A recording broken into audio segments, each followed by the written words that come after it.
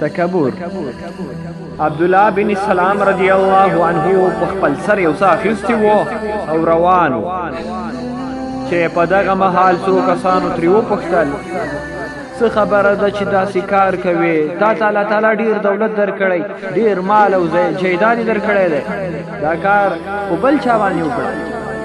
عبدالله بن سلام رضی الله عنه ورته وفرمایل زه غواړم په دې کار سره زما د نفس تکبر لرې شي او له رسول الله صلی الله علیه وسلم څخه مې اورېدلي وو د الله تعالی هغه بنده به جنت ته داخل نشي چې په زړه کې یوه ذره کبر او تکبر وي.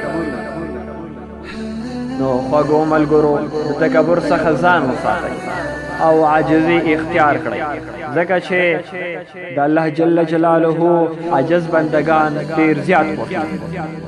دا به زموږ دپاره غټ افتخار او ویاړ وي چې موږ د الله جل جلاله خوښ بندگان شو.